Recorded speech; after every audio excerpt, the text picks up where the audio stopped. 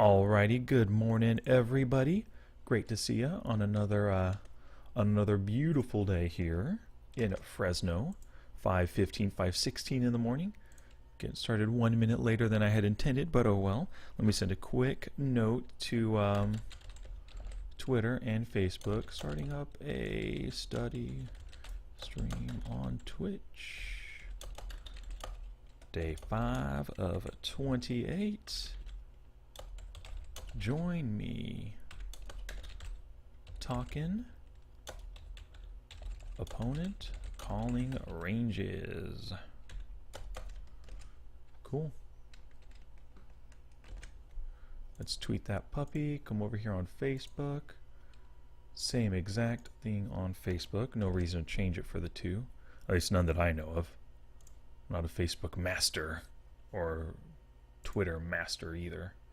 Let's see, I got the volume muted. Great, so we're doing good here. So, thank you for joining me today. Day 5 of 28 in a row. April 6th right here. So we could see this is the agenda for the day. We're going to do a hand reading practice, and then we're going to get into... Oh, whoops, I just copied and pasted. I didn't actually change this yet. I changed it on my game tape review from my session I played last night. And then, of course, let's look at the notes right here. This is the video name.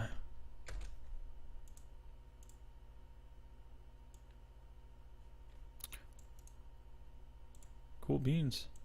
Alrighty, so we are going to get into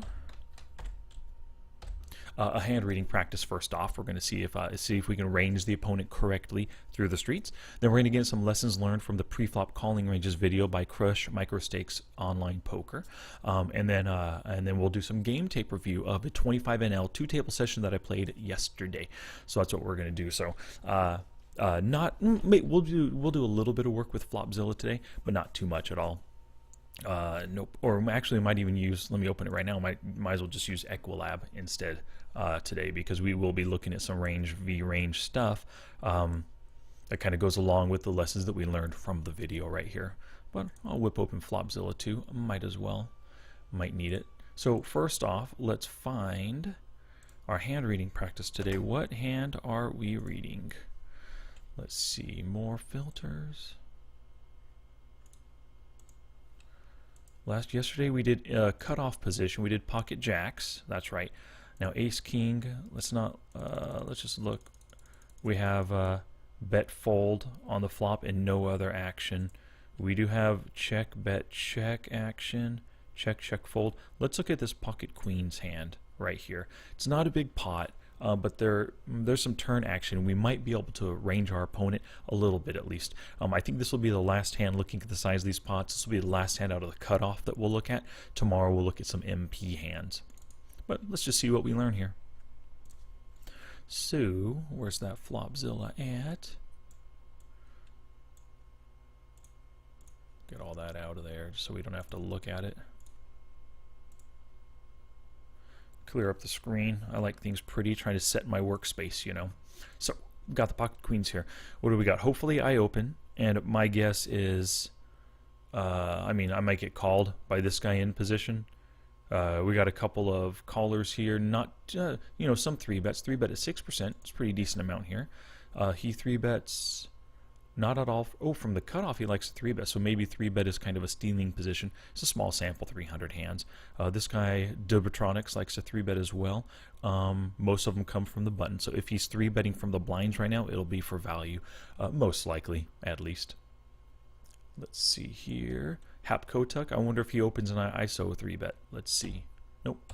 So I open standard 3 big blinds. That's my general. That's what I always raise, 3 big blinds. I do it with value hands like queens or better, or jacks or 10s as well. All my pocket pairs, deuces up, I do 3 big blinds with.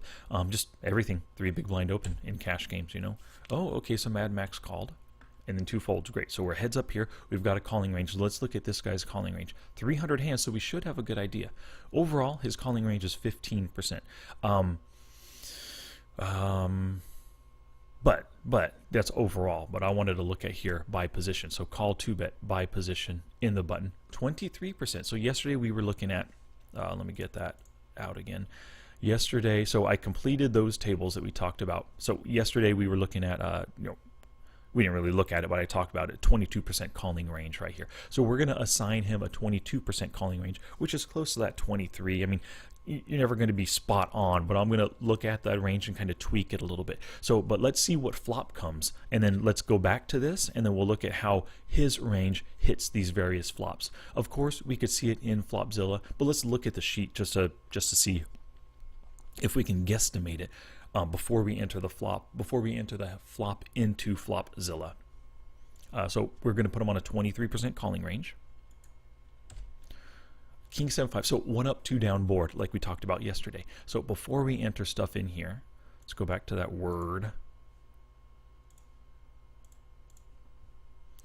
1 up, 2 down. King 6-4, oh wow, holy cow. King 5-7, really close. Basically the same. Same type of flop. Let's see here. So 1 up, 2 down, King 5-7 is what we're looking at. So he's going to hit this flop 21%. Of course, hit is top pair or better, and open is straight draw or better. Top pair or better is a king. That's no good for us. We've got pocket queens. We don't want him to hit the king there. But there are plenty of hands. We can see 32% of the time he hits a middle pair or better. So middle pair would be those 7s, or an under pair, an under pocket pair, like queens, jacks, 10s, all the way down through the 8s, you know, and the 7 would be a middle pair. So he hits. There's a lot of hands that we can get value from the guy. 32% here. He doesn't have many open-ended straight draws because of his narrow range, and we'll take a look at what his range is like in a little bit. But for the most part, we have his range crushed here with our pocket queens. The only thing we're worried about is some kind of a king. I guess he could call with ace king, but this guy likes to 3-bet. In general, he's at 6% 3-betting, so I would expect an ace king to 3-bet quite often. But this is what we can expect here with this on this type of board, 1 up, 2 down board. So let us see what happens here. He doesn't like to fold, but he doesn't have a ton of kings in his range. He doesn't have a lot of top pairs in his range. Oh, let's look at that anyway. 22% range. So you could see he has 1, 2, 3, 7 different well, I guess, yeah, 4 different combos. King, queen, jack, and 10 are all offsuit and suited. King 9 is just suited. So those are the only kings in his range. We don't really have a lot to worry about when it comes to kings because most of his range is non-king. Let's see what that looks like, actually. Those ones there. So 290 combos. How many kings does he actually have?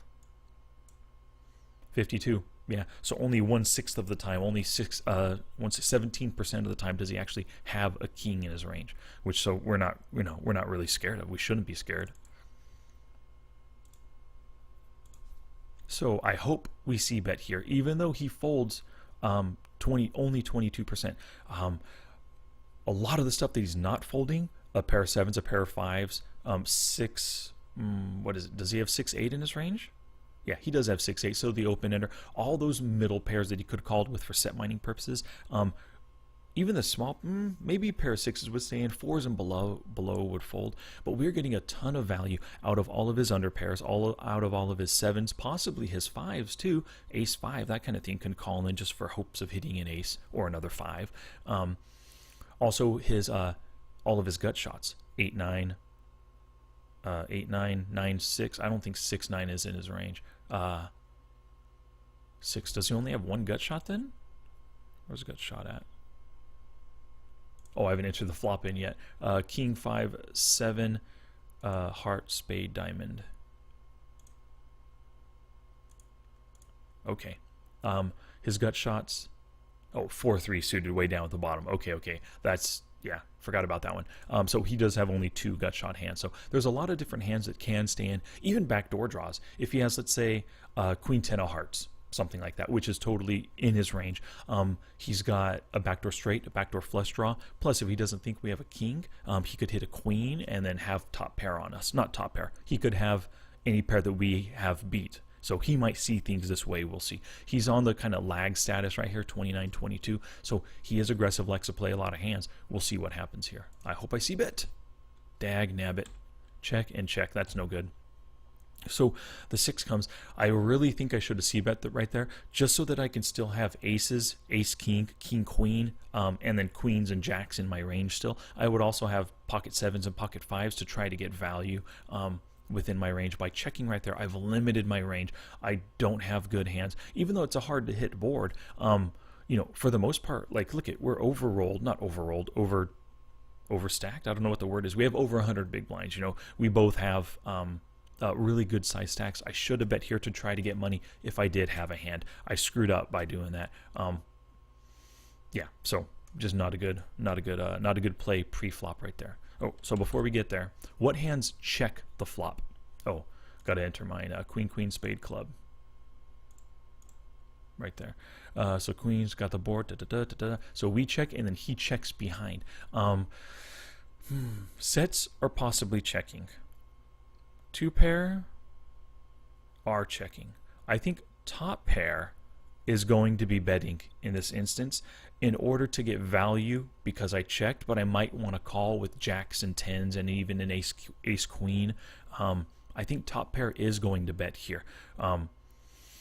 Just to try to get value out of us. I mean, he hit top pair, we showed weakness. He's going to try to put some money in to get some money out of us, I think. So let's take the top pairs out of his range. Is he checking pocket pair below top pair, which is all of the 8, 9, and 10? He might want to see one more street, so I could put those in his check range. Middle pairs checking, weak pairs, ace high check. Yeah, no made hand. Those are all checking right there. Open-end gut shots. Those gut shots, you only have those two different ones. Open-end is our open-enders checking. I think they would like to bet and just take it down right there. The gut shot possibly would check. It's just not that good of a hand. The two card flush draws would check as well. Yeah, so by checking, we actually have not eliminated hardly anything from his range. He had 290 combos pre-flop was that number. After you enter the board, after we take these out, after we take our cards out, we hit tab for the combo mode. 211 hands. I think it was 290. Was it 290? 290, 280, 270, something like that. Oh, it was 290 because 50 hands was 1/6. Yeah, so it was 290, but after all this card removal, it takes it down to 237 cards. So we've narrowed it hardly anything. This was just not a good play. It's not you, Sky, it's Twitch. Have to watch this on YouTube. Thanks for the hard work. Oh, yeah, thank you very much. Oh, is it? We'll see. I don't know what the problems is. Maybe it's glitching. Maybe a lot of stuttering. I don't know what you call that, but whatever. Thank you very much, Deuce Dog. I appreciate it. Yeah, you'll see this by 9:30 a.m. on YouTube. So thanks for joining me, though. I appreciate it. Let's see here. Where was I at? Okay, yeah, so these are all the hands that I think he could check behind. I think he's going for value. He could slow play with, you know, some really good hands. Two pairs only, what, 5-7, that's it. He might bet with two pair. Nah. Yeah, let's put two pair in his checking range just because he's going to wait one more street to see if I wake up with something on the turn to get value out of me. But let's say top pairs are going to bet right now. The open-enders are going to bet for their equity because a lot of his top pairs, they're not really strong hands. King, Jack, King, 10, King, 9. He might assume that I'm calling with those under pairs and ace, queen. So let's say he's betting that. I want to narrow something out of his range, and that's it right there. So on the turn with 6 of spades, yep, 6 of spades. So it fills him up a little bit. A couple of hands now. He has some straights in his range right there with the 9-8 and the 3-4. Good, because that filled the gut shot on him. Let's see now. Oh, don't worry about that. So what do? I bet because he showed weakness. He did not bet because he showed weakness. I just wanted to throw out the bet there. And my goal is probably just to get him to fold. The board got wetter. The spade, an additional spade got there. 3 to the straight got there. So it's a little bit scarier. If he has 9-10 for now a gut shot. If he has 9-10 of spades, a gut shot plus a flush draw. If he had 8-9, I'm already beat, which I'm not going to get an 8-9 to fold. So I'm just, by making this bet, I'm hoping to get called by maybe a 6 that just hit, a 7 that just hit, an 8 or a 9 that caught some kind of a draw right now. I don't think this is, at this point, if he calls with worse, great, that's good for me. If he folds out hands that have draws, that's good for me as well. So that's why I'm betting right here, kind of for value, and then you could say protection too, to hopefully get the weak draws to fold. And then he calls, and then the 10 hits. So the 8-9 already had a straight. The 10 gives a pocket pair of 10s a set, which, I mean, I can't really expect him to have that. But, of course, I check here. Oh, whoops. Forgot to do my narrowing. So on the 6 of spades, we bet and then he calls. What does he just call right here? Straights, I think, are probably raising for value, especially because it was another spade that came in. I think these are raising. Sets are going to raise now because you can't wait too long. You've got to try to get value while it's good. You don't want to wait till just the river to get value. No, this guy's aggressive guy. He's going to be betting his good stuff to get value now on the turn instead of waiting for the river. He's not a slow player. 2 pair are going to bet. Top pair right now could possibly just check call. Pocket pair below top pair, what are those? 10s, 9s, 8s? Yep, those can just check call. Mid pairs, I'm not a fan. Well, 9, 7, I'm a fan of calling. So let's select mid pair, keep it in the range here, but go like this. Ace 7, I doubt is going to call. So let's remove that from this filter here. 8, 7. 8, 7, so 9, 7 has a pair plus a gutter. 8, 7 is pair plus an open ender. I've got to keep both of those in right there. Yep, Ace 7 is removed. Now the weak pairs. A lot of these do have some kind of draw with it. But they'll be included in here with the open-ended straight draw for sure. Let's add the gut shot in. Do we want to add all the gut shots? Oh, they're all the various 9s. No, let's not add them in. Let's keep the open-enders in. Let's see the gut shot draws here. Okay. Definitely take out ace 3. 5-3 has a pair plus a weak gutter. Pocket 3s, let's take that one out. The ace 3 take out. The 5-3 has a pair plus, so if he hits a 5, he'll have trips. He could stay in with that right there. The 9-7, a pair plus a gutter. Pocket 9s is an under pair, so if I'm just betting ace queen, then he still has me beat, as long as I don't hit an overpair on him on the river. He could stay in right there. 9-10, if he catches an 8, he has the nut straight, and if I have a 9 myself, he can get extra value. He'll stay in. Jack 9's folding, Queen 9, King 9, and Ace 9 is folding, just because they're gutters. These ones are a little bit prettier of gutter, so I'll say he's going to stay in there. Ace 9 offsuit, same thing. I don't think he's going to stay in with just a random 9 right there. So let's take those out of his range. So put that gut shot in right there. So this is pretty decent. We've narrowed his range from 290 pre-flop all the way down to 63. So we've taken out 4/5 of his range. That's nice. I'm happy with that. But we'll see if I end up being right or not. So, yep, like he calls, 10 of spades comes. That's an ugly card for us. Oops. Just not a fan of it at all. We can see our range over here is still our range. Our hand is the pocket queens. We still win 73% of the time, which is just fine by us, absolutely. I think it's probably worth a bet in this instance. If he would have stayed in with some kind of runner flush draw, so be it. He could have done that. Let's take a look on a rainbow board. I think his flush draws were well, not I think. I know that they're absolutely 0, but I wanted to show you something else here. So on any rainbow board, nobody can hit a flush draw. They only have backdoor draws. But let's say it's a monotone flop, right? Let's look at this line, Jack 9-7, or Jack 9-8, like double spades, double suited right here.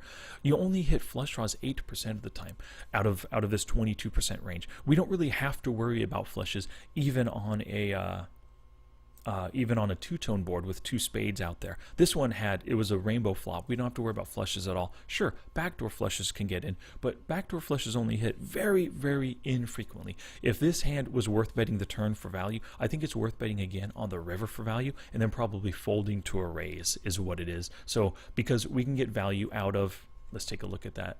We can get value out of any 10 that happened to stand, like a 10-9 that had a gutter, like we had said. We can get value out of a 7, out of pocket 8s, pocket 9s that just don't believe that we have anything because of the weak way we played the hand. I think we can bet here to get value out of some hands, but we won't get anything better to fold. A king isn't going to fold here if we bet. So I would say it's just a straight, like a thin value bet if we do decide to make one here. And I wish I had. I didn't. And then he checks behind. So let's see what he had. 7-6 for 2 pair. Which at some point we took out of his range. Yeah, why did we take 2 pair? Oh, I think we took 2 pair out of his range on the turn.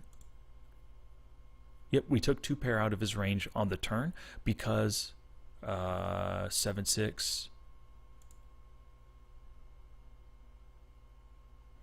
Yep, I took 2 pair out of his range on the turn because I figured he would have bet to try to get value there. Because that board just got a little bit... let's go back.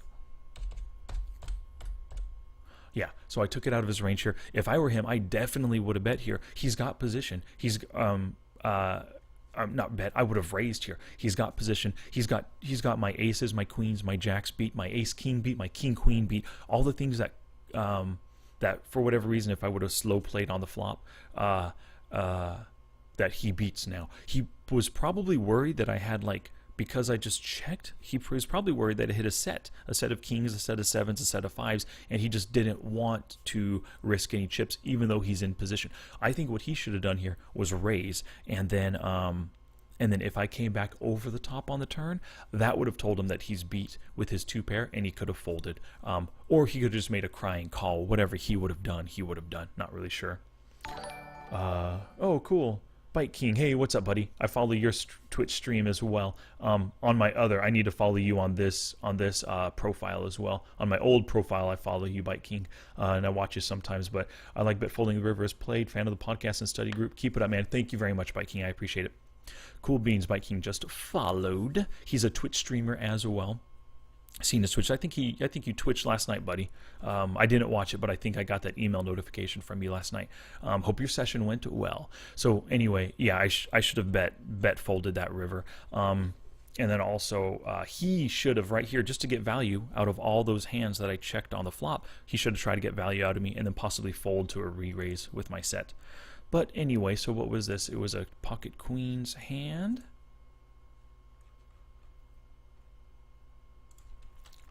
Recording my practice right here. Well, what a shame, another failure. So one of the things, if you've ever seen my hand reading series, I did a full series of podcasts on hand reading. I think it was podcast number 64 was the first one of it. I talk about within that series of podcasts that you can expect to be wrong quite often when it comes to hand reading, because you're making a lot of assumptions. You're trying to think about their logic as they play. And then so you're going to be wrong quite often. So I'm going to expect over these 28 days, didn't hand read the first day, so I'm going to do 27 practices. I'm probably going to be right 14 and then wrong 13, or it'll be roughly 50-50. I'm hoping to be right, 60 or 70% of the time, but we'll see as time goes on. Alrighty, so there's the video that I told you guys yesterday that I was gonna watch, and and then Bite King. Hey guys, so let's see here. The video is from pre-flop, or it's called pre-flop calling ranges. Let me pop it open real quick for you, just to take a look. Now, I've seen a few of this guy's videos. Let's wait for his face to pop up. You might have seen him before. This is MicroGrinder Poker School. In this video, we're gonna... Bam, there he is right there. He always puts his face on the videos and stuff. But he seems to know his stuff. I like the videos I've seen so far. Everything he talked about in this video was pretty good. So if you are a microstakes player, I recommend watching it. And he has an entire series on Crush Microstakes Poker Online. A full 13 videos like this one with slideshows with Equilab usage, all that kind of stuff. I recommend you check it out. But let's close that vid right there. I watched the video, and the notes that I took away, we're going to go over those notes real quick. So the considerations that he talks about when you're thinking about calling, of course, you want to think about the player types and tendencies. What type of player opened the pot? You want to use their stats, their pre-flop raising or their raise first in stats. You want to use those to determine their opening range and adjust your calling range based on this. You want to also think about their opening raise position. Of course, just in general, the earlier the position, the tighter the open raise, the open range. The later the position, the wider it is in general. And we'll look at some percentage. Oh, well, I got the percentages right here.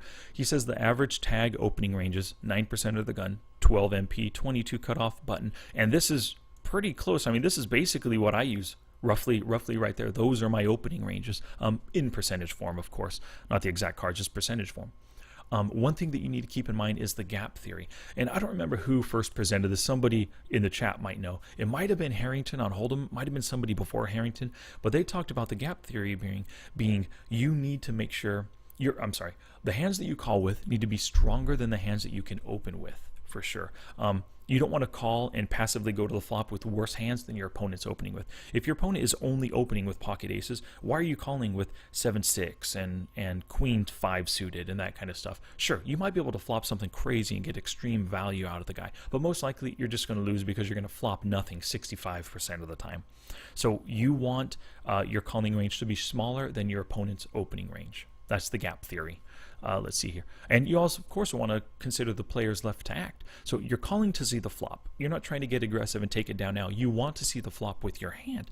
So you don't want to have to fold to a 3-bet squeeze, obviously. So think about the players left to act. And if they're constant squeezers, if they're super aggressive, if you're calling in the MP and you got some aggressive guys on the cutoff and the button, well, they might even just call you, not 3-bet, but then they have position on you post-flop as well. So consider the post-flop positions you'll be in and the players you could possibly face, and consider whether or not you might have to fold to a 3-bet squeeze pre-flop. And if so, if things look bad, if there's bad players behind you, you might want to consider 3-betting yourself or just folding.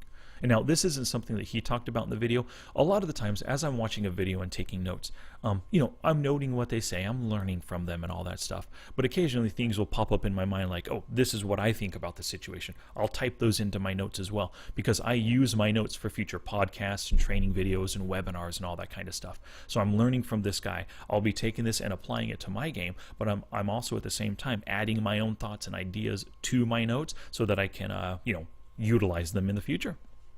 All right, so he goes through some examples of, can we call, for example, like an ace-9 off, can we call an under the gun open from the cutoff is an example he uses. And as he's doing this, he's using Equilab to kind of look at equities and that kind of stuff. And at this time is when he talks about the opening tag openers ranges, which makes sense to me because these are basically my tight aggressive opening ranges. What you want to do when you're thinking about your questionable hands, should I call with ace-9 off? Should I call with 6-5 suited? That kind of thing. Should I call with pocket fours? Those are all things that he used, examples that he used. You do want to use Equilab. So let's say that you do have an opponent. The positions don't matter right here. You could set them if you want exacts, but it's okay. Let's say they do open that 9% range, under the gun or whatever the case is. So you just set that. You can also scroll this out or choose them manually. Let's say that's all they open, 9%, very tight opener. They fold all their pocket pairs up through, up through 8, so 7s and below. They fold all that stuff. If you want to select your own card, let's say we have the 8-9 suited. How does this hand, this one particular hand, fare against the, actually I don't want 8-9 of hearts, I just want 8-9 suited in general. I mean, you could choose just the hearts. So 8-9 suited, is this a hand worthy of calling? Let's evaluate. I always stop, roughly, whatever, 10, 12 million. So this hand in itself only has 34% equity. It's not a great hand to call. What you want to target, and he didn't mention this as a number, but my idea, what I want to target on specific calling hands, you really want to target equity near 45% or higher. Certain hands, like, let's take a look. Well, let's move this over so we can look at the notes kind of at the same time here. Certain hands, like for example, and he uses this example, so I'll use it here, pocket fours, right? So pocket fours have roughly 40% equity. 40% equity versus this opening range, such a tight opening range. But pocket fours have some good advantages. You can flop a set or just get out. So it's costing you 3 big blinds to see that flop, assuming nobody else re-raises or anything. Let's assume you're last to act in the big blind, It costs you just 2 more big blinds to see that flop. If you hit a set, great. This might be the kind of guy that you can get value from. Maybe he's sticky with top pair. Maybe he just can't give up his under pairs. Maybe he can never give up pocket aces on any kind of board. Whatever it is, if you think you can get value out of hitting your sets, go ahead and call that that pocket fours, even though it doesn't fit some kind of arbitrary equity number like I set right here with the 45%. Because it's so easy to play post-flop. You hit your set or you don't, and if you don't, you get out. If you do, you try to get value, max value out of the guy, So certain hands like this are still fine to play. And now, let's go back to that. I don't remember, was it 9-8 suited? I think it was. Okay, so 9-8 suited only has 33% equity. You're only going to win 33% of the time cold, or hot cold. You're Your hot cold equity is 33% of the time. That means just if we go all in right now pre-flop, your range versus my 8-9 suited, I'm going to win only 33% of the time. But there's more factors to take into account. It's not just your equity. If you're calling in position and if you know your opponent has post-flop weaknesses, great. Call, take advantage of those post-flop. You're calling with a hand. 8-9 suited isn't a super strong hand, but it is a hand that can flop well. It can flop a ton of draws. It can flop hands that can put pressure on your opponent, and you have position on them. So when you're considering your calling ranges, you don't want to just think about the equity of your hand. You want to think about how it can play post-flop, how well it hits flops, and you want to think about your opponent and how you can take advantage of their weaknesses. So those are all reasons to call.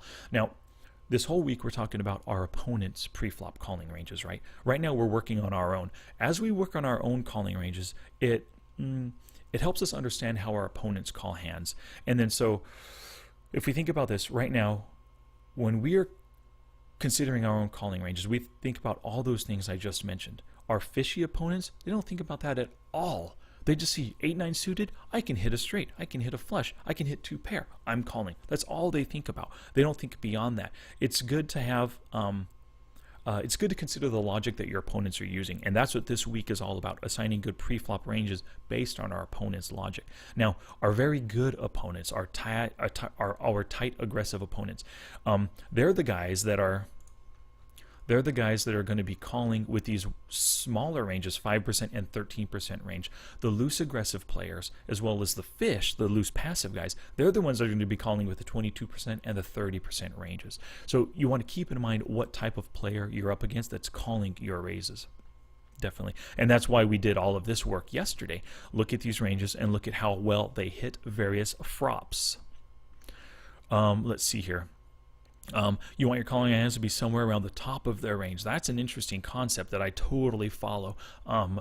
Let's choose, instead of a narrow, let's go with something like 22% range, right?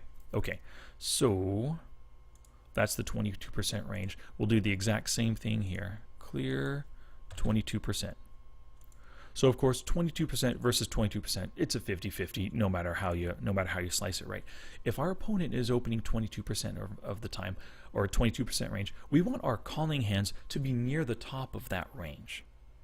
According to the gap theory, we don't want to be calling these hands when he's opening all these better queens and jacks. We do not want to be calling all this kind of stuff. Definitely not, right? We're just calling as a super dog to his range right there. We are going to be 3-betting. For example, I often 3-bet 10s, especially in position. We're going to be 3-betting all of these hands. So those can't be on our calling range. We also want to not call with the hands at the bottom of his range. So maybe we want to take those out. It's up to you if you want to keep them in or not, for set mining purposes or opponent exploitation because you know that he has post-flop weaknesses. But let's get rid of quite a few of these hands, towards the bottoms of the range.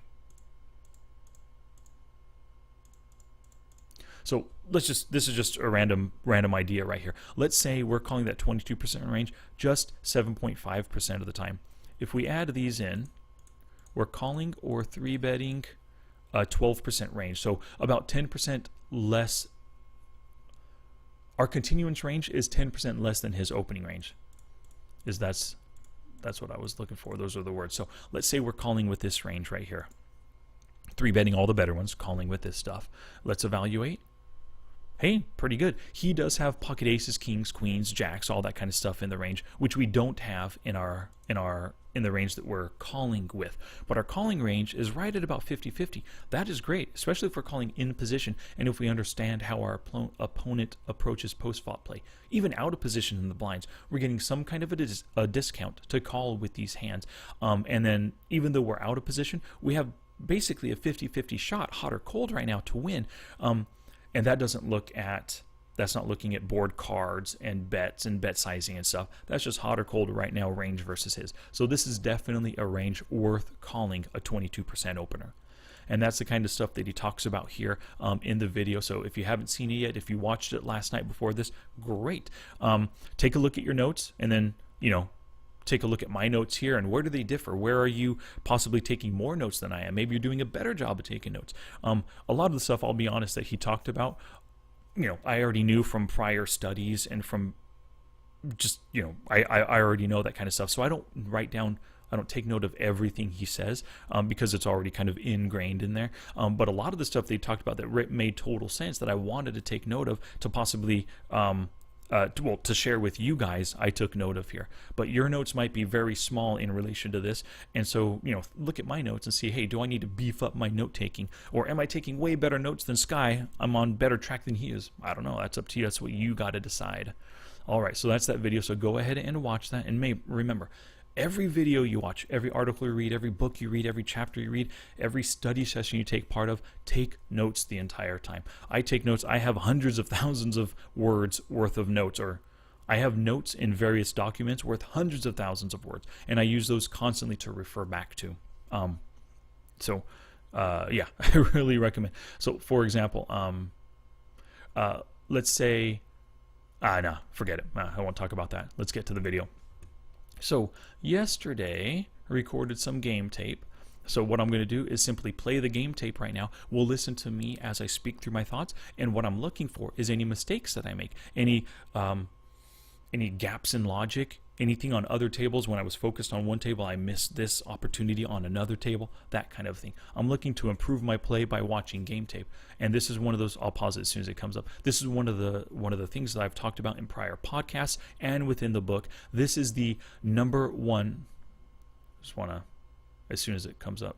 I don't want to talk over myself. So this is the number one study technique that is neglected by most people, but it's the most beneficial. It's talking through your plays, or it's game tape by using self-talk and then reviewing your tapes afterwards. It's like football players and tennis players. You know, they watch plenty of game tape of themselves. They watch their swing. They watch their opponents in the plays that they make. Game tape is so important. We should be using it as poker players as well. So.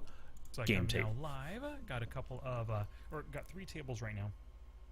I just want to play 2 tables today, but I got 3 fired up, and I'm on the wait list for a few others over here. Let me pull up that wait list. And the reason why I'm on a wait list is because I don't feel that these tables are the best of tables to be on. So let's take a look for some others here. Look at the high pot. I filtered my tables so that now I see the filters here, folding 8-5. I'm down with that fold. This guy only folds 33% of the time, and I don't know much about him, so not a good enough hand. So I'm not going to be seeing any more of those heads-up tables. It just makes it a lot quicker here to go through, because I used to play all different versions, but right now I'm just sticking to full ring and 6 max. No bueno. Let's take a look here. 55%. Oh, this is a table I just left. It was dying down. Players left, other guys sat out, so I don't think it'll be around much longer. You were done with your homework? Yeah. Good, go play games. Okay. If you want to play on the computer, give your brother 20 minutes. All right, so let's get on a couple more wait lists here. Holy cow. See, I think because ACR was down last night, everybody is super eager to play. Look how many people are playing. Normally we don't see this many. 0 on the wait list here. Let's get on this one. The $3. Let's scoot ahead a little bit. Don't need to see this wait list stuff. I want to see me playing hands. Let's see where the session really gets going. This guy's a limp in again. Or if he raises, I'm going to call if I'm in position, or I'll call even out of position, something like that.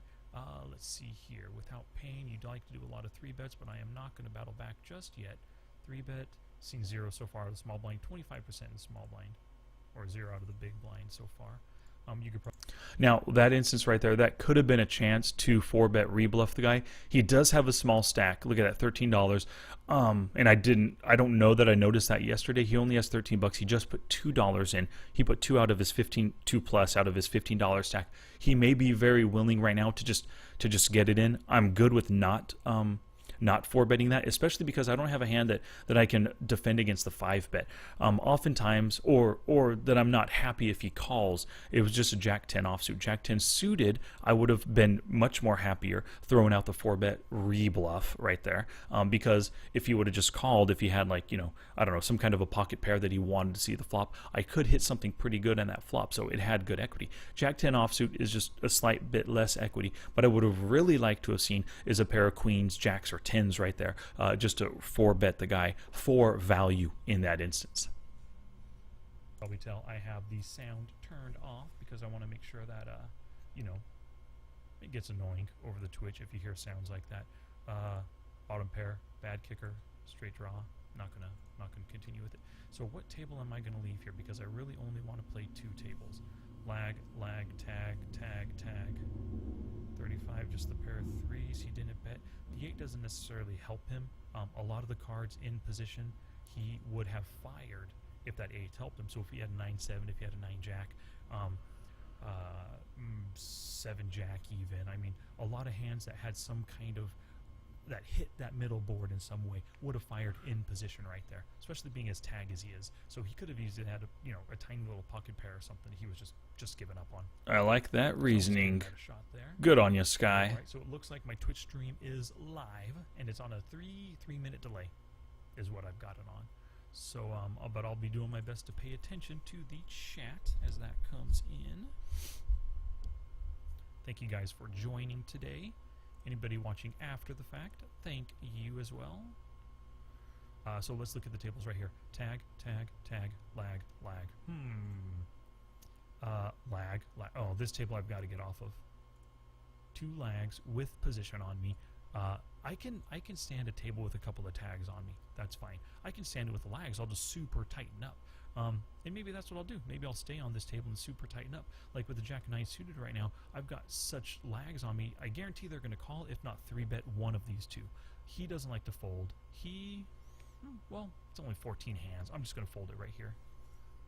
You could say that's nitty, but, why, I don't fight fire with fire. These guys are lags.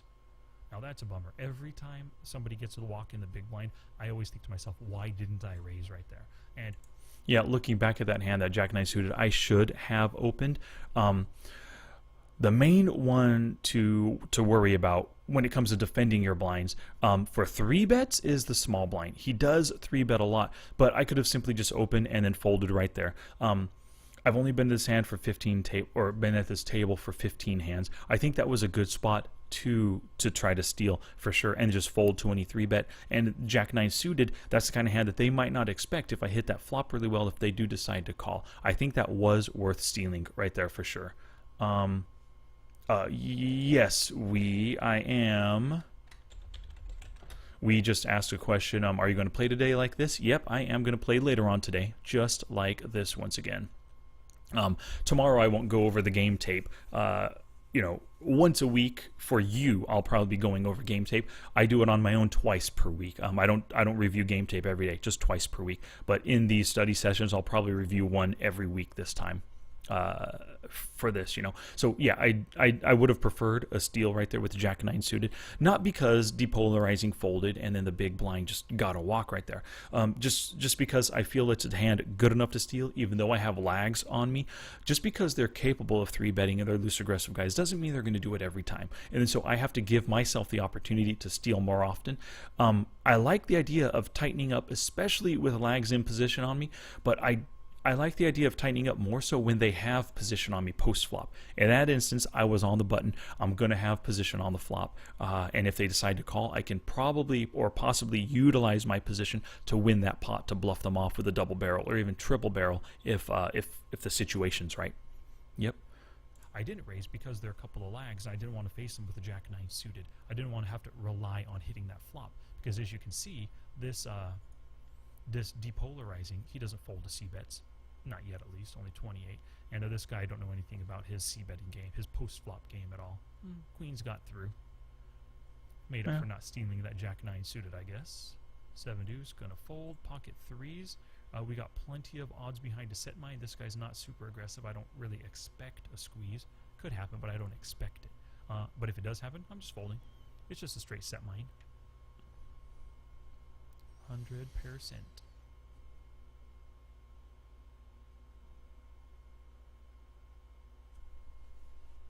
7, 8, 10.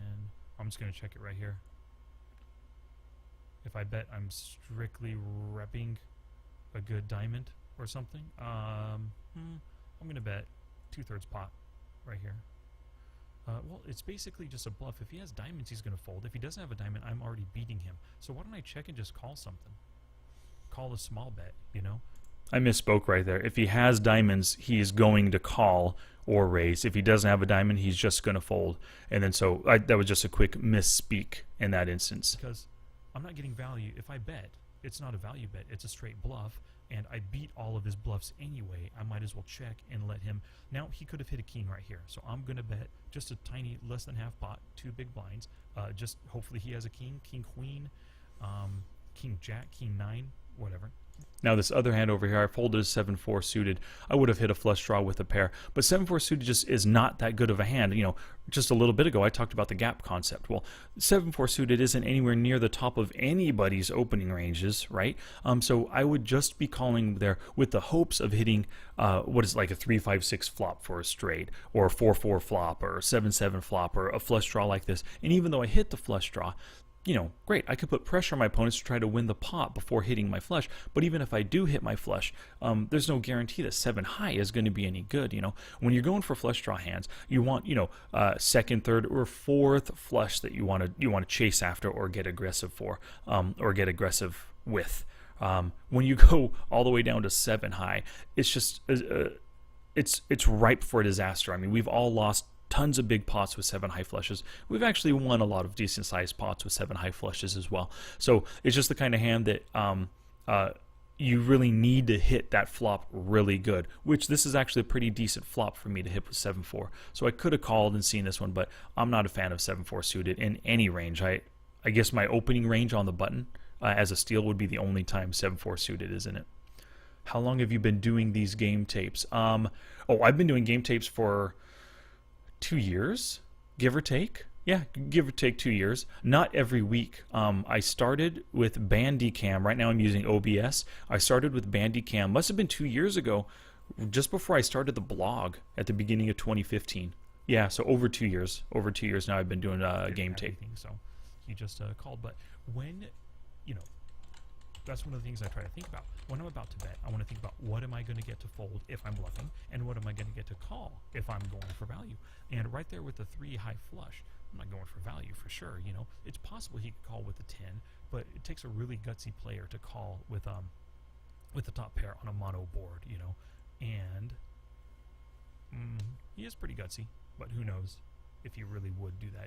It doesn't seem like worth going for value. I'd rather check call, let him bluff at something, pretend like he has a good diamond, check call 1 street, and then evaluate the turn, see what happens on the turn.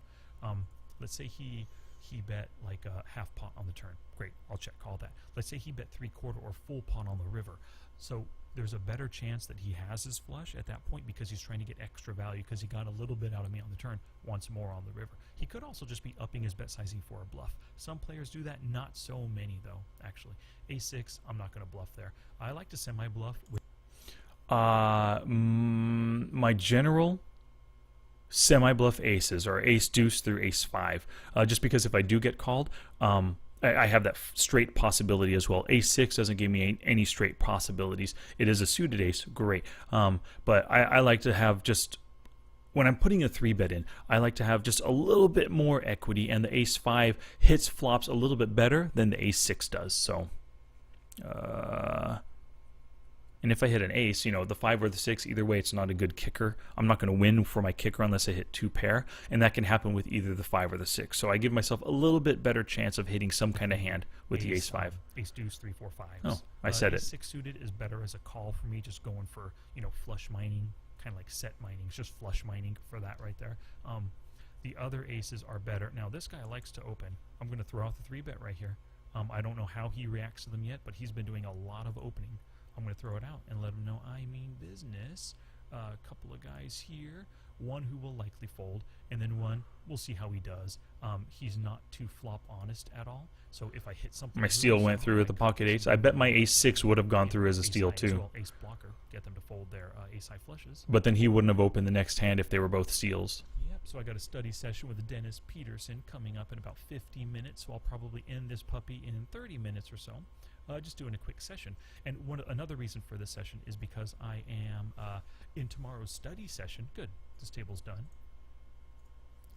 in tomorrow's study session, I'm going to be reviewing my game tape. So this is the game tape I'm going to review. So hopefully, you know, as I play this, I might be able to catch myself making some mistakes in tomorrow's game tape. Or I open pre-flop, he checked to me, he c-bet 75%, then fold 0. I'm still going to bet at this. This is a tough flop to hit. 1 high and 2 low. Calling ranges don't hit this one all that well, as we studied earlier. How funny is that? So we just talked about, we also actually, what a coincidence, 1 high, 2 low, king XX board once again we talked about. So we studied it yesterday, saw it in action today, and then studied it again today. So it's a really good idea to pay attention to those different board types. Use those sheets that I sent out yesterday and go through that exercise yourself. Add board types if you want. Change the board type. It's totally up to you. Those were just the set board types with my examples. But go at your own. There's plenty of other board types that you can look at. You can look at trip boards. I guess you could call them trip boards, like, you know, boards with like 666 on it or something like that. You can look at boards with like ace deuce 3, whatever. There's so many different boards to look at. Today, king jack off, and it's really good practice. Top pair right here, just calling out of the big blind. So what I'm going to do is I'm going to check call. I'm talking about jack 10 hand. And then call, because I don't feel that my top pair with a weak kicker. Now I can definitely bet right here. Nobody called that nobody bet that first street. I was going to check call if Red Menace decided to bet. Now he just bet $1. He could have picked up a draw. Deuce 3, still open-ended. No, 36. Did he limp in with 36? I don't think so. You know, he could have just now hit a 7.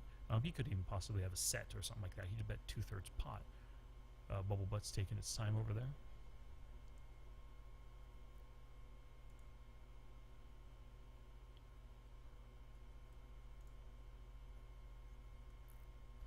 Just a 6 makes a straight. He could have called with a gut shot. He's a short stacked player, as it is. He could have easily done that. The 3 completes a straight. I said calling with a gut shot. No, he could have called the turn with an open ender having a 6 because the 3 completed it. Which he could have called with. I doubt he would have bet with a 6 unless it was 6-7. Caught a pair, open ender on the turn. It's possible. Now, if I bet right here, is he going to call with just a 7 and give me value? Is he going to call with a jack 9, some kind of a weaker top pair hand? I kind of doubt it right here. If I bet, I'm just getting everything worse to fold, nothing better to call. So I'm just going to check call instead of... Wait, what did I just say? If I bet right here, I'm getting nothing worse to call. I got to go back and hear that. I think I misspoke again. Open ender on the turn. It's possible. Now, if I bet right here, is he going to call with just a 7 and give me value? So what I'm doing is I'm considering, if I do decide to bet, if I decide to value bet right here, can he actually call with anything that I beat? Or is he only calling with hands that beat me? Or is he raising with hands, of course, that beat me, you know? So when you're thinking about going for value, you want to have in your mind a few hands that you know your opponent can call with to give you that value. If I bet for value here and I think... he's not going to call with a 7. He's not going to call with a weaker jack. He's not going to call with any pair. He's only calling with an over pair of queens or kings. If that is my idea, then I shouldn't be betting. I'm just bluffing at the pot, you know. If on the other hand, if I bet here, thinking that, oh, he can call with a 7, he can call with a 3 because he's such a loose passive player. He isn't. I'm just saying, you know, in general. If I can put a lot of hands in their calling range that can give me value, it's worth the bet in that instance. If there's nothing he can call with that I beat, then it's not worth the bet. It's better just to check call and let him try to bluff at something. Is he going to call with a jack 9, some kind of a weaker top pair hand? I kind of doubt it right here. If I bet, I'm just getting everything worse to fold. I'm just getting everything worse to fold. Okay, that makes sense. Yeah, so all the worse hands are going to fold if I bet. Nothing better to call. So I'm just going to check call. Nothing better to call. If I bet, nothing better will call. No, everything better will call. That's where I got flubbed up. Everything better will call if I bet right here. So it's I'm only getting better to call and nothing worse will call. Yep, exactly. Instead of bet at this one right here, because we both showed passivity on the prior streets. Oh great, he bet his flush draw. Cool. Yeah, so when he bet, when Choppy opened up on the turn, it's because he hit his flush draw. Turn, donk, lead, after multi-way, flop, check, around. Just making a note on the opponent. Lead with, gosh. with nut flush draw. Not gonna do King 10, good folding. Where'd it go? With nut flush draw after multi-way flop check around. Good, makes sense. So he gets aggressive with his flush draws. Good to know. So now we're on this table. Got a lag, got a tag, lag. I'm doing short a stack study lag stream. there. But he's a really good fish to get involved in pots with. Got a tag. Well, you can sit player there as if you well. want, but shh, don't 45, talk. we'll see what this Here, table do you want a blanket? Deuce 3, lag, unknowns. This looks like a table. I've got position on the big stack as well, which is nice. This looks like a table I want to stay in right here. This table, tag, lag. I'm not a super big fan of this table. I am going to sit out on the next street, or on the next big blind right here. Going to raise my pockets, of course. King 3 fold. I don't want to miss the action here. Acrylic. Yes, because he's betting out of position. That's what I consider a donk lead. Donk leads are always betting out of position. Oftentimes on the flop, you can consider a donk lead if you did not have pre-flop initiative as well. So you're betting into the, I guess it could be, yeah, just a donk lead. He's betting out of position is the way I look at it. I mean, you could just call it an out of position bet. He's not betting into the, it's not like a delayed C bet that he's making. He just called pre-flop. So it's just, he just donk led into it. He's betting out of position is how I consider it. Yeah.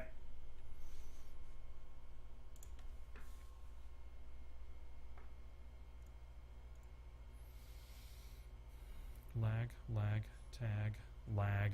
This isn't a good table either. I'm going to sit out the big blind here. Let's see here. He decides to call and jack 9-9. I don't know anything about the guy. I'm just going to go for a straight value bet. If he has a jack, if he has a couple overs, he's got a gut shot. Well, you know, king, queen, king 10 is not really an over, but he has a gut shot and stuff. So he does have some things that he can continue with and give me value or draw out on me with. So I'm going to make that value bet right there. And I like that play. Just, I don't know anything about the guy. I might as well try to go for value now, as opposed to letting him possibly catch some kind of a draw for free on the turn. If I knew more about him, let's look at another guy here. For example, this guy is super loose aggressive. Oh, I only have 22 hands on the guy. Let's just look at the table for anybody. Okay, right down here, 210 hands. Okay, he's pretty flop honest on c-bets. He doesn't like to fold versus c-bets. So against this guy, I would definitely bet, because he doesn't like to fold, he's going to be giving me value, like I said, with all of the under pairs, 7s, 8s, 6s, 5s, 4s, that just doesn't believe I have anything on the jack 9-9. Also, all of his middle cards that hit some kind of a draw, 10-8 for an open ender, 10-7 for a gut shot, 6-7, oh, no, 7-8, 9, yeah, 7-8 for the gut shot. Also the king queen, the king 10, the queen 10. All those kinds of things can give me value there. So against a guy who does not like to fold, I am going to bet for value. And I just didn't know anything about the guy, but just because you don't know doesn't mean you shouldn't go for value right there. hopefully get a call. Didn't work, but you know, had to give it the old college try. Ace and 9, not going to fight against an opener with that. Under the gun opener, too.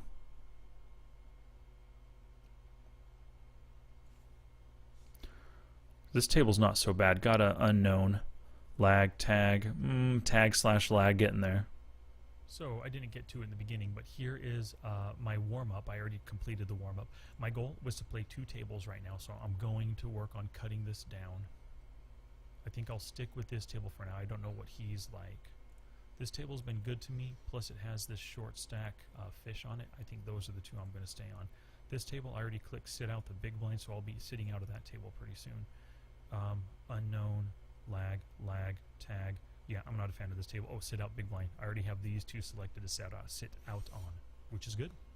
I'm good with leaving that table. Actually, I would be good with leaving all of these tables because this is the only one, this top left table is the only one that has this super good donk here.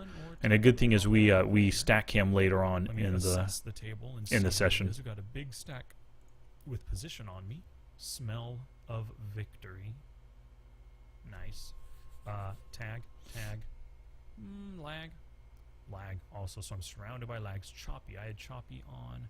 Might have been a table I already closed, actually. Tattletale has position on me on 2 different tables here. So you can see currently on ACR there's plenty of regs playing, and I mentioned at the outset of the stream here that because it was down all last night. I think right there, I think I was talking about other stuff, talking about ACR being down. I think this was a pretty good spot to 3-bet steal just then. This guy's at 15-11, so he's tight aggressive, but he is in the cutoff, in a steal position. I do have an ace blocker in this instance. Sure, it wasn't, ace king, it wasn't ace queen, it was ace jack offsuit. Not the best of hands, but it was a really good opportunity to throw out that 3-bet squeeze. This guy folds to 3-bets 100% of the time. It's probably only 1 out of 1 because it's 40 hands. This guy folds 50% of the time, probably just 1 out of 2.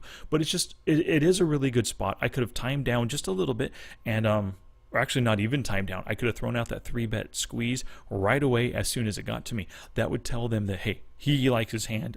It's good. No timing down. Just throw out that 3-bet squeeze right away. They made it 75 cents. I would have made it $3 even, 4x, or 12 big blinds.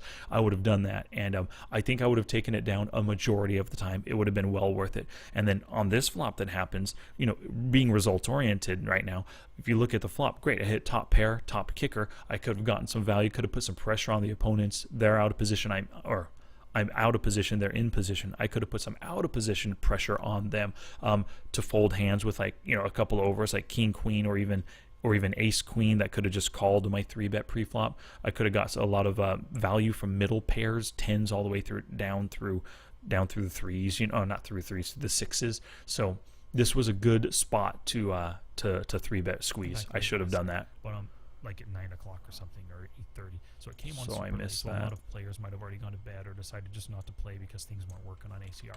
It seems like they're all eager to come back and play today, and so they're playing. There's a lot more tables than normally at about 2 p.m. on a California afternoon. 50-33. Don't know how you're going to react to the 3-bet. Don't want to do it right now with the ace. I could have done that right there. I'd prefer doing the ace 10 suited. One of my students recently told me that in a poker book he read, I won't mention the author because might as well. In an Annie Duke book, he read it a long time ago, or maybe recently, I don't remember. She wrote a book a while ago, and what she had said about, think of what you will of her as a person or whatnot, but she was always a good player. But what she had said about flush draws, that's basically the cherry on top of the sundae. If you have a good sundae, in other words, you have a good hand, a good opportunity to play, a good spot to be in, good opponents to be up against, great, play the hand. If you have the flush draw along with it, it's a bonus on top. But if you just have the cherry, no sundae, not worth playing. And so just playing some for flush, which is a lot of people do. A lot of players will call with the 7-3 suited in the big blind or the small blind just for that chance of the flush draw. And that's the only thing they got going on, which just ain't that good. Got a super I want to play hands with this guy because he will make mistakes, especially if I hit something good. I'm just going to let him bet at it right here. I've got top pair with a weak flush draw. You can even consider. Yeah, I'm about to end the video, but yeah, this guy is he's the target at this table. This is the reason I'm playing at this table, and I don't think we see it right now. But eventually, I stack him, take all of his stack from him because I'm targeting him, because I'm trying to get in hands with him. Flush blocker right here. Last time he min raised with deuce 4 off. I'm gonna call you. Got my flush now. I'm gonna check if he decides to up his bet. So that was a tiny bet in relation to the pot. If he decides to up it, nope. So great. I have a flush. Yeah, so you can see right here his stats, and I talk about it at some point in the video, but he's totally turn honest. His check right there tells us that he does not have a flush, guaranteed. My flush is going to win, but, now that I know he doesn't have a flush, what does he have that I can try to get value out of? Flush. It's a deuce high flush. If he had any kind of flush, I think he would have bet again, just a small bet. So I am going to bet a small bet just to get him to call with a jack or with a river 2 pair 6-7. Anything that he might have, just trying to get value out of the guy. Didn't work. Yeah. But yeah, so that was the opportunity. King deuce, I normally would have just folded that right there against most steals. It's just not a great hand to defend. I don't want to be out of position against a good player with that hand. But in this instance, he wasn't a good player at all, so I didn't mind playing against him. Actually, not didn't mind. I was happy to play against him, I should say. Jack 6. I don't want to play out of position against what looks like a solid player, even though the fish is in the pot. I want to get heads up with the fish. If it was me on the big blind right there and I had the Jack 6, I would have called to play against him, because I think he makes enough post flop mistakes to oh, look at that, look how honest he is too on the turn. Okay, so this is a good spot to end the video. I just missed another good opportunity. I only have 24 hands on the guy, but he is pretty loose aggressive, you know. So he's opening with a really wide range from the small blind. I mean, I would estimate his range to be roughly 25-30% of opening, you know, from the small blind right here, because he's trying to set a precedent. He's trying to be aggressive. Look at his 3-bet. It's only been 24 hands. It's probably 15%, so it's like 1 out of 7 or whatever. 1 out of 7 opportunities, but he folded to 3-bets, you know, 100% of the time, probably 1 out of 1 or maybe 2 out of 2. This was a great opportunity. I was talking about other stuff and I saw it and I folded it, and I should have 3-bet re-stolen there from the big blind. So let me see here. There it is.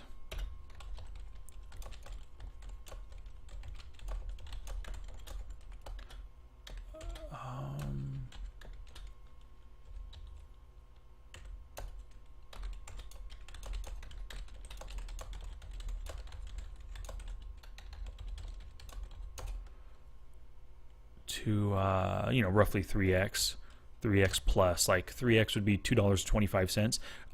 Was it? I think it was a 75-cent bet. Is my guess is what it was. Play against him, because I think he makes enough. So whatever it was, oh no, it was only 63 cents. So if I would have made it just an even $2, he would have folded right there. So 3x would have been what, $1.89 plus 11 cents. Just make it even $2. 8 big blinds, he would have folded. Yeah, should have done that one right there. What a shame. Alrighty, well, thank you very much, everybody, for joining me today. After I get my kids off to school, you know, make them lunch and stuff and breakfast. After I get my kids off to school, I'm going to come back. I'm going to finish this on my own, the game tape, look for more mistakes that I make. And I remember, I could look through my database right now, but in this session I tagged two hands to study and to review. So I'm going to study and review those hands as well. As I watch this, I'll see what those hands were, look at the situation, and then I'll pull up the hand history in Poker Tracker 4, and I will you know, review those hands with Flopzilla or Equilab, whatever I choose to use at the time. So I'm going to do that after I get my kids off to school and take my dog for a walk. Come back here, do that study, then I'll send out today's email, and then later on today you'll see me doing a little Twitch stream. So we three, yep, you'll be seeing me later on doing that whole thing, doing the Twitch stream on a play session. Probably do 2 tables again, just like yesterday at 25 NL, maybe up it to 4, but probably just 2 today. Alrighty, thank you very much, everybody. Have a good one. Yep, Re-Cyrillic. Have a good one, buddy. Thanks. Take care.